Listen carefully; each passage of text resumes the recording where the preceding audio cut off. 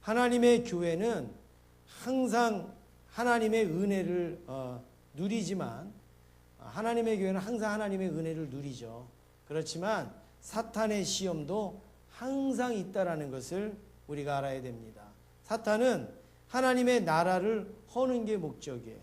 교회는 하나님의 나라를 세우는 게 목적이면 사탄은 하나님의 나라를 허는 게 목적이에요. 그래서 구체적으로 보면 하나님의 나라를 헐기 위하여서 교회를 헐고 그리고 성도들을 무너뜨리는 것이 이 사탄의 사명입니다. 특히 교회를 허는 일에 목숨을 거는데, 교회를 헐기 위하여서 가장 좋은 방법이 뭐냐면 일꾼들을 허는 거죠.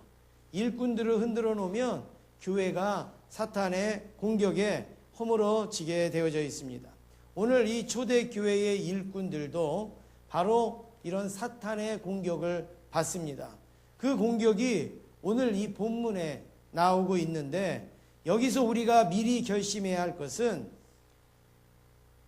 시험은 무조건 잘 봐야 돼요. 그렇죠? 우리 학생들이 시험을 볼 때 시험은 대충 보는 게 없습니다. 그냥 봐주는 게 없어요. 시험은 무조건 잘 봐야 되고, 경기는 무조건 승리해야 되고, 성도는 무조건 하나님의 은혜를 누려야 되고, 사탄의 시험은 무조건 이겨야 되는 줄로 믿습니다.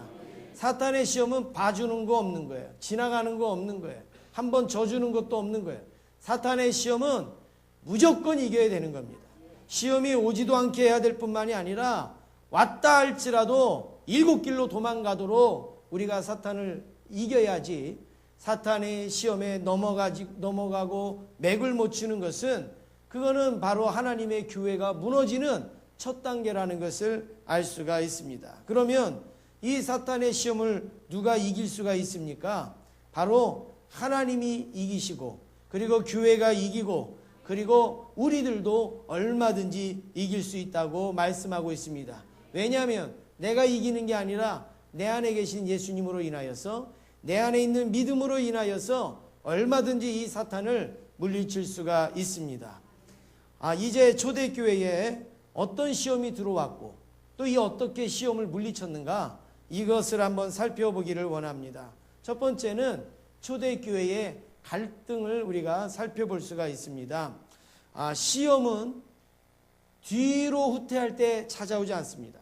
사탄의 시험은 뒤로 물러설 때 찾아오지 않습니다. 사탄의 시험은 성장할 때 찾아오는 거예요. 사탄의 시험은 열심을 낼 때 찾아오는 거고, 사탄의 시험은 말씀대로 살려고 할 때 찾아오는 거죠. 그리고 교회가 또 어렵고 힘든 교회는 사탄이 시험하지도 않습니다. 왜요? 사탄도 바쁜데 뭘 가만히 있어도 무너지는 교회 가서 왜 시험해요? 그러니까 사탄도 이 부흥하고 성장하는 교회에 시험을 하죠. 힘이 없는 교회, 뒤로 후퇴하는 교회는 시험하지 않는다라는 겁니다. 그래서 교회가 성장할 때 조심해야 되는 거죠. 성경에도 섰다 할 때 넘어질까 조심하라 한 것처럼 교회도 부흥하고 성장할 때에 시험이 오는 거고, 그리고 사탄이 유혹하고 허물어뜨리기 때문에 우리가 성장하려고 할 때 그래도 늘 조심해야 되는 겁니다. 그래서 오늘 1절에 보니까 그런 내용이 나옵니다. 1절을 우리 한번 같이 읽으시겠습니다. 그때에 제자가 더 많아졌는데 헬라파 유대인들이 자기의 과부들이 매일의 구제에 빠짐으로 히브리파 사람을 원망하니. 초대교회에 이제 제자가 막 많아지는 거예요. 이게 뭐예요?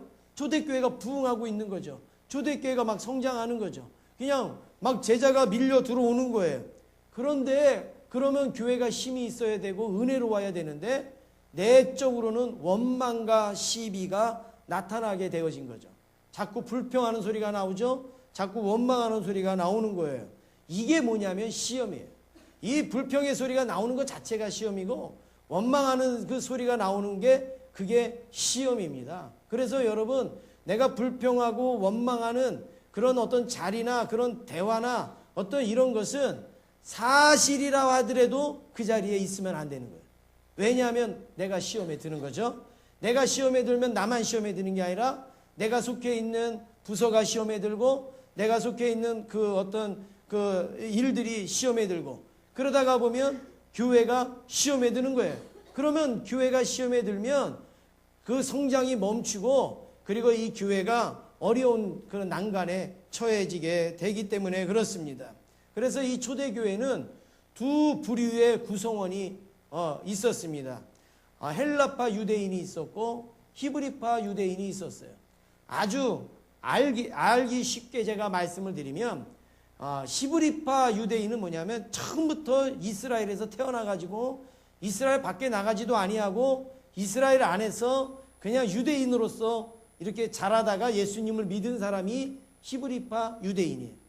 헬라파 유대인은 이제 여러 가지 이스라엘이 어려운 환경 때문에 막 외국에도 나가고 이주도 하고 끌려가기도 하고 이렇게 되어져서 이방으로 흩어져 있는 그런 그 유대인들이 이 헬라 말을 쓰면서 이제 그 하나님을 영접하기 위하여서 들어온 사람들, 이 사람들이 바로 헬라파 유대인이에요. 그러니까 정통성으로 따지면 누가 더 힘이 있어요? 히브리파 유대인이 힘이 있는 거죠. 정통으로 따지면 그래요. 헬라파는 뭐 자이든 타이든 밖에서 다녔기 때문에, 밖에 있었기 때문에 힘이 없는 거예요.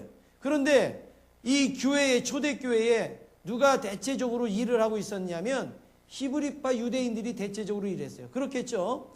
먼저 기존에 있던 분들이 일을 하겠죠. 그래서 매일매일 구제를 하는데, 그 구제를 이 헬라파 유대인들이 가만히 보니까 헬라파 유대인들 중에 과부들이 많이 있는데, 이 과부들이 구제를 어떤 사람은 받기도 하고 어떤 사람은 못 받기도 하는 거예요. 그러니까 헬라파 유대인들이 모여가지고 뭐 합니까? 수근수근하기 시작하는 거죠. 왜 나는 구제가 빠졌지? 왜 나한테는 구제를 안 해주지? 그런데 가만히 보니까 히브리파 유대인들을, 과부는 구제를 꼬박꼬박 챙겨 먹는 것 같거든요. 그러니까 이거는 우리가 헬라파 유대인이라서 그러나 보다. 그래서 저 히브리파 유대인들이 지금 우리를 이렇게 차별하는구나, 이런 마음이 들기 시작하는 거예요. 그런데 여러분 한번 보세요. 우리가 이렇게 하나님의 일을 하다가 보면 또 할 수도 있고 빠질 수도 있고 여러 가지 어떤 그 내용들이 있는 거예요. 그런데 지금 이 헬라파 유대인들은 한편으로 우리는 들어왔기 때문에 우리가 어떤 불이익을 당한다라는 어떤 그런 생각들이 있기 때문에 똑같은 것도 그걸 좋게 보지 못하고 그걸 선하게 여기지 못했다라는 말씀입니다. 그 마음을 누가 줬느냐? 그 마음이 사탄이 주는 거죠. 그렇죠? 그 마음이 사탄이 주는 거죠. 정말 그래요. 여러분, 이렇게 우리가 어디를 이렇게 정기적으로, 뭐 저희 교회에서는 지금 그런 일은 없지만 다른 데서 보면 정기적으로 어디를 막 구제를 해요. 그러면 정기적으로 구제를 하는 거는 우리 교회 형편이잖아요. 우리 교회. 그런데 그 구제를 이렇게 받는 분은 우리가 정기적으로 해도 되고 한 달에 한 번씩 해도 되고 그거는 우리 계획이잖아요. 그런데 나중에 한참 정기적으로 하다 보면 그런 분들이 있어요. 왜 이번 달에는 안 갖고 와요? 그래. 왜 이번 달에는 안 줘요? 뭐 이런 식으로.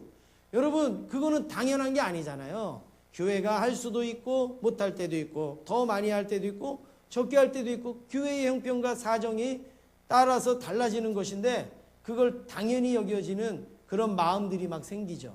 그게 바로 사탄이 주는 마음이에요. 그게 바로 이 사탄이 시험케 하는 그런 모습이라는 겁니다. 그래서 헬라파 유대인들이 히브리파 유대인들을 막 원망했는데 바로 그런 불이익 때문에 원망을 했습니다. 그러니까 막 섭섭하게 되는 거죠. 예배를 드려도 예배가 안 들어오는 거죠. 섭섭한 것만 생각이 드는 거죠. 아마 이들의 마음에는 이런 마음이 있었을 겁니다. 우리가 지금 소수라고, 우리가 지금 늦게 들어왔다고, 우리가 지금 밖에서 왔다고, 자기들이 먼저 있었다고 우리를 무시하는 건가? 뭐 이런 생각이 있어요. 그러니까 이제 헬라파 유대인들이 히브리파 유대인들을 똑바로 쳐다보지를 않을 거고, 또 그러니까 히브리파 유대인들도 우리는 뭐 잘못하는 것도 없는 것 같은데 왜 저러지? 이러면서 그 사이에서 문제가 생기면서 그 갈등이 일어나게 되어지는 거예요. 한번 보면 아무것도 아니잖아요. 별거 아니잖아요. 그런데 이 초대교회에 아주 심각한 갈등이 되어졌다라는 겁니다. 두 번째로 우리가 살펴볼 때는 일꾼을 세우고 있습니다. 이 초대교회 일꾼을 세우는데 교회가 커지면 없던 일도 생기고 있던 일도 없어지게 됩니다. 그러나 갈등이 시작이 되어졌지만 이 갈등을 초대교회가 잘 해결합니다. 갈등이 있었지만 갈등을 잘 해결해요.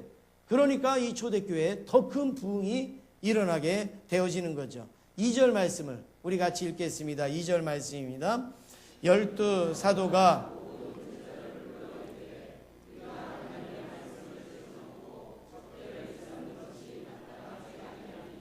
네, 12사도들은 이 갈등이 왜 생겼는지 그 원인을 지금 찾고 있습니다. 그것은 다른 게 아니라 질서의 문제라는 것을 알았던 거죠. 질서의 문제. 오늘 여기 말씀에서 우리가 약간 힌트를 얻는 것은 하나님의 말씀을 뭐 해놓고요? 제쳐놓고 그리고 접대를 일삼는 것이 마땅하지 아니하니 이게 뭐냐? 질서가 지금 잘못됐다라는 거예요. 교회는 하나님의 말씀이 먼저 선포되고 하나님의 말씀을 먼저 배우고 하나님 앞에 예배드리고 하는 것이 먼저여야 되는데 지금 막 구제하고 막 이렇게 하다가 보니까 말씀은 어디 가고 없고 구제하는 데만 이제 신경이 있어갖고 누가 더 받고 덜 받고 이런 데만 지금 되어지니까 교회가 시험이 드는 거죠. 여러분 우리도 교회의 질서를 바로 세우시길 원합니다. 하여튼 제일 중요한 거는 하나님 앞에 교회는 예배 드리는 겁니다. 예배를 드리고 말씀을 듣는 가운데 구제도 하고 전도도 하고 선교도 하고 하는 것이죠. 우리 예배도 안 드리면서 구제한다고 하고 전도한다고 하고 여러분 그것은 물론 하나님이 기뻐하시는 일이지만 질서상 맞지 않다라는 것입니다. 그래서 또 접대하는 일을 하나님의 말씀보다 앞세웠고 또 하나는 무엇이냐면 일꾼이 없기 때문에 이 사람도 가서 구제하고 저 사람도 가서 구제하다 보니까 어떻게 되죠? 착오가 생기게 되는 거예요. 어떤 사람은 2번 주기도 하고 어떤 사람은 1번 주기도 하고 일꾼이 없으니까 이런 일들이 일어나게 되어지는 거죠. 그래서 이 교회는 중심을 잘 잡아야 돼요. 중심을 잘 잡는다는 것은 하나님께 향한 중심과 또 사람에게 향한 그 중심을 잘 잡아야 됩니다. 그래서 하나님께 향한 그 중심과 사람에게 향한 중심이 딱 맞을 때에 균형을 유지할 수가 있는 거죠.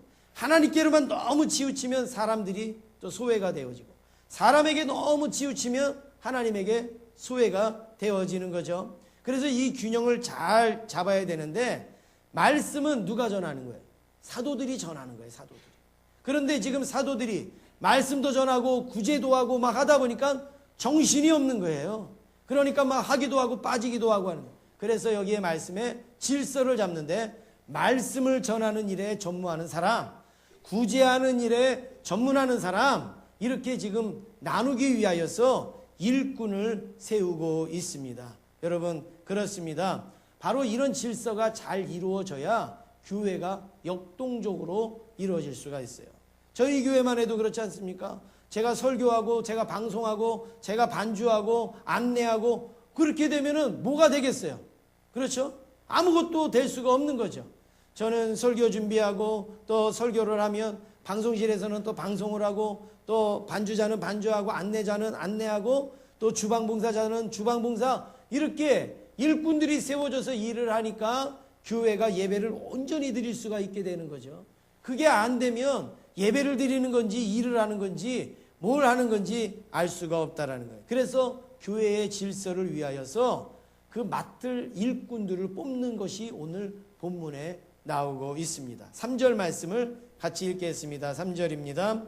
형제들아 너희 가운데서 성령과 지혜가 충만하여 칭찬받는 사람 7을 택하라. 우리가 이 일을 그들에게 맡기고. 교회가 원망과 시비 없이 일하도록 몇 명의 일꾼을 택합니까? 7명의 일꾼을 택하고 있습니다. 이들을 가리켜서 성경에서는 이름을 지어줬는데 그 이름이 뭐예요? 집사예요. 집사. 집사라는 이름을 지어줬어요. 집사. 그러니까 엄밀히 말해서 우리 권사님이나 집사님이나 다 우리는 집사예요. 집사. 하나님의 일꾼이에요. 일꾼. 그래서 이 집사라고 하는 것은 헬라어로 디아코노스라 이렇게 말합니다. 디아코노스. 이 디아코노스의 의미는 뭐냐면 여러분 잘 들으세요. 오늘이 취임 예배이기 때문에 오늘 제가 이 설교 시간에 설교, 권면, 격려, 축사 이거 다 혼자 다 하는 거예요 지금. 그러니까 잘 들으세요. 우리 교회에서 자체적으로 하니까 제가 지금 다 하는 거니까 이 안에 다 있어요. 집사라고 하는 것은 디아코노스인데 섬기는 자라는 거예요. 사환, 하인, 수종자, 더 구체적으로 말씀드리면 식탁에서 섬기는 자, 식탁에서 섬기는 자. 이게 집사예요, 집사. 하나님의 일꾼의 이름이 집사예요. 목사도, 장로님도, 집사님도, 권사님도 이름은 다르지만 다 우리가 이 맡겨진 그 어떤 일꾼은 집사인데 집사는 뭐예요? 섬기는 자고, 사환이고, 하인이고, 수종드는 자고, 식탁에서 섬기는 자라는 겁니다. 그런데 여러분 오늘날 우리가 가만히 우리 교회뿐만이 아니라 한번 한국 교회를 보세요. 이런 집사가 섬기는 자입니까?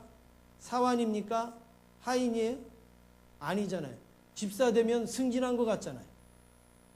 무슨 임직을 하면 승진을 한 것 같고 임직을 하면 뭔가 한 단계 올라간 것 같고 뭔가 좀 대접을 받아야 될 것처럼 우리가 그렇게 여기게 되죠. 그래도 내가 집사인데요. 이렇게 우리가 말할 때가 있습니다. 아니에요. 성경이 말씀하는 대로 집사는 섬기는 자고 식탁에서 섬기는 자예요. 식탁에서. 하나님 앞에 예배드리고 주의 일을 하는데 식탁에서 옆에서 숟갈 놔주는 거, 또 접시 놔주고 하는 것처럼 섬기는 자가 하나님의 일꾼이라는 겁니다. 그래서 우리 취임 예배를 드리시는 우리 여러분들 이미 다 아시고 다 그렇게 일하시고 또 지금까지 생활하셨지만 오늘 이 시간 이후로 다시 한번 여러분 마음속에 나는 집사다. 나는 식탁에서 수종드는 자다. 이 마음을 갖고 여러분들이 섬기시기를 간절히 원합니다. 그래서 어머니가 주방에서 정성을 다해 음식을 만드는 것은 자기가 먹으려고 해요? 자녀들을 주려고 해요? 자녀들을 주려고 해요. 가족들을 먹이기 위하여서 열심히 음식을 만들지 않습니까? 교회의 일꾼 마찬가지입니다. 교회의 일꾼은 나를 위하여서 세워지는 게 아니라 교회를 위해서 세워지는 거예요. 하나님을 위해서 세워지는 거죠. 성도들을 위해서 세워지는 거예요. 아멘을 한 번도 안 하시네. 믿습니까? 내 자신을 위해서 나는 허물어지고 나는 닳고 나는 부러져도 나를 통하여서 교회가 세워지고 하나님의 영광이 나타나고 성도들이 유익이 되어지는 거, 이게 바로 우리가 일꾼의 모습이라는 겁니다. 오늘은 저희 교회 일꾼들을 세우는 취임식입니다. 교회가 개척을 하다가 보니까 저희 교회에서 만들어진 일꾼보다 또 저희 교회에 오셔서 일하시는 그 일꾼들이 많아진 게 된 거죠. 그래서 그 일꾼들이 참 수고가 많이 지금 5년 동안 말없이 정말로 묵묵히 지금까지 많이 수고하셨습니다. 또 앞으로도 이제 우리 교회에 또 새로운 일꾼들이 또 많이 세워질 겁니다. 이미 이 직분을 받으셨다고 해도 이제 제자교회 일꾼으로 세워지는 질서를 갖기 위해서 오늘 취임 예배를 드리는 거예요. 오늘 취임 예배를 드리는 게 때로는 조금 번거로울 수도 있고 또 때때로는 우리가 뭐 이렇게 좀 힘들 수도 있지만 이 예배를 드리는 것은 앞으로 더 많은 일꾼들이 와서 우리 교회에 세워지기 위하여서 우리가 먼저 이렇게 질서를 세우는 일에 쓰여지는 것이 바로 오늘 취임 예배라고 말씀드릴 수가 있습니다. 여러분 그런 마음 아세요? 뭐 제가 직접 경험하진 않았지만 자녀를 낳았는데 출생신고 못하는 부모의 마음 아세요? 자녀를 내가 배가 아파서 낳았어요.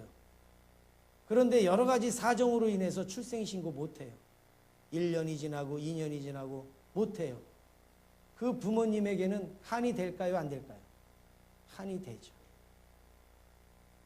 그래서 형편이 되어져서 출생신고를 할 때 그 기쁨이 얼마나 크겠어요. 그 감사가 얼마나. 제 마음이 그래요. 제 마음. 우리 교회 장로님도 계시고 권사님도 계시고 안수 집사님도 이렇게 많이 계신데 마치 출생신고 못한 것처럼 그런 마음, 제가 한이 되는 거예요. 한이. 그래서 우리가 이 취임식을 이렇게 거행하게 되어지는 겁니다. 그런데 일꾼을 세우는 일에 너무나 중요한 것은 아까도 말씀드렸지만 일꾼을 위해서 세우는 게 아니라 자신의 영광이나 얼굴을 위해서 일꾼이 세워지는 게 아니라 교회를 위해서 세워지는 거죠. 하나님의 나라를 위해서 세워지는 거죠. 오늘 아까 장로님이 기도하실 때 다시 한번 이 취임으로 인하여서 우리가 새로운 마음으로 하나님을 더 섬길 수 있게 해달라고 기도하신 것처럼 오늘 이 취임 예배가 바로 그런 은혜의 시간이 되어지길 원합니다. 그런데 이 7 집사를 선택하는 조건이 있습니다. 그게 무엇이냐면 아까 읽었던 말씀에서 보면 3가지가 나오는데 첫 번째는 뭐예요? 성령이 충만한 사람. 그 다음에 2번째는 뭐예요? 지혜가 충만한 사람. 3번째는 뭡니까? 칭찬받는 사람. 이 3중적인 조건이 있어요. 오늘 우리 취임하시는 분들이 이미 이제 임직을 받으시고 취임하시지만 다시 한번 우리 자신을 돌아보길 원합니다. 나는 성령 충만한가? 나는 지혜에 충만한가? 나는 칭찬받는가?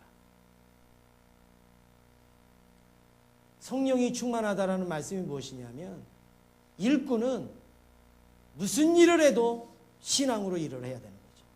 그게 성령 충만이에요. 주방 일을 해도 실력으로 하는 게 아니라 믿음으로 하는 거예요. 신앙으로 하는 거예요. 이게 성령 충만이죠. 지혜가 충만한 건 뭡니까? 내가 하는 일에 있어서 부작용이 나지 않게끔 일하는 게 지혜롭게 이 지혜가 충만한 겁니다. 그 다음에 어린 아이부터 노인에 이르기까지 누구에게나 칭찬을 받는 것. 이게 바로 칭찬받는 일꾼입니다. 이것만 되어지면 실력이 좀 부족해도 괜찮아요. 좀 건강이 없어도 괜찮아요. 시간이 좀 부족해도 괜찮아요. 이것만 있으면 얼마든지 훌륭한 일꾼이 될 수 있는 줄로 믿습니다. 마지막으로 3번째, 왕성한 부흥이 일어나고 있습니다. 이제 초대교회는 기쁨으로 7 집사를 택했는데 5절 말씀에 보니까 이런 말씀이 있습니다. 온 무리가 이 말을 기뻐하여 그랬어요. 온 무리가 이 말을 기뻐하여. 7 집사를 택하자고 하니까 온 무리가 기뻐하였다라고 말합니다. 그런데 신기한 것은 7 집사를 딱 택하고 보니까 교회의 갈등이 싹 사라지고 있습니다. 오히려 교회에 기쁨이 넘치고 있습니다. 이제 초대교회의 말씀은 말씀대로 막 증거가 되는 거죠. 구제는 구제대로 이루어지는 거예요. 질서가 생기니까 교회에 또 다른 부흥이 막 일어나게 되는 거죠. 갈등이 사라지게 되는 거죠. 오늘 우리가 이 취임 예배로 인하여서 우리 교회는 한층 더 질서가 생긴 줄로 믿습니다. 이 질서가 생김으로 인하여서 우리 교회도 왕성한 부흥이 일어나게 될 줄로 믿습니다. 그래서 여러분 7절 말씀을 우리 같이 읽겠습니다. 7절입니다. 하나님의 말씀이 점점 왕성하여 예루살렘에 있는 제자의 수가 더 심히 많아지고 허다한 제사장의 무리도 이도에 복종하니라. 아멘. 보세요. 하나님의 말씀이 어떻게 됐어요? 점점 왕성하여졌어요. 왕성. 그전에는 뭐 왕성하지 않았어요? 그런데 점점 더 왕성해졌어요. 왜요? 하나님의 말씀을 전하는 일에 전무하니까 점점 더 왕성해지는 거죠. 그러니까 제자의 수가 점점 더 많아지고 그리고 주께 돌아온 일들이 많아지게 되어졌다는 거예요. 초대교회에 제2의 부흥이 일어나고 있습니다. 초대교회가 왜 이렇게 부흥했습니까? 원인은 한 가지예요. 뭐 했어요? 초대교회가. 일꾼 세웠어요. 일꾼을 잘 세우니까 교회가 부흥하는 거예요. 오늘 취임받는 분들이 이 말씀을 부담을 딱 가지세요. 일꾼을 세우면 교회가 부흥하는 거예요. 근데 교회가 부흥 안 하면? 예, 여러분 책임이라고 제가 말씀을 하지는 않겠지만 그런 부담감을 가지고 우리가 취임에 임하셔야 돼요. 하나님, 내가 오늘 취임했습니다. 이 취임으로 인하여 우리 교회 제2의 부흥이 일어나게 하여 주시고 제3의 부흥이 일어나게 하여 주시옵소서. 바로 그런 마음, 여러분들이 그런 마음으로 하시면 교회는 부흥할 수밖에 없는 줄로 믿습니다. 그러기 위해서 일꾼을 세우는 거죠. 그렇습니다. 하나님의 일꾼은 부흥의 도구예요. 여러분들은 이제 여러분들의 별명을 가진 거예요. 나는 부흥의 도구다. 우리 옆에 분하고 같이 한번 인사하세요. 임직 받는 분들만이 아니라 우리 모두가 다 마찬가지. 옆에 분하고 인사하세요. 당신은 부흥의 도구입니다. 우리 같이 인사하시겠습니다. 한 번 더 인사하겠습니다. 저는 부흥의 도구입니다. 예. 교회를 허는 일꾼이 있으면 교회가 부흥할 수가 있겠어요?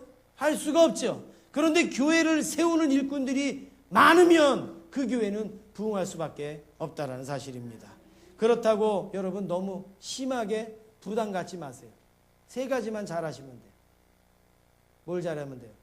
성령 충만. 내가 성령 충만하지 아니하는 상태로 날 내비두지 마세요. 그러면 내가 성령 충만할 수가 없어요. 성령 충만할 수밖에 없는 상황으로 나를 만드세요. 또 하나는 뭘 잘해야 돼요? 지혜가 충만해야 돼요. 지혜가. 예. 어떤 분은 똑똑하게 잘 배웠는데 하는 일마다 이상하게 힘들게 만드는 사람이 있고, 어떤 분은 초등학교도 안 나왔는데 지혜롭게 일 잘하는 분이 있어요. 하나님 앞에서는 그 사람이 더 훌륭한 사람이죠.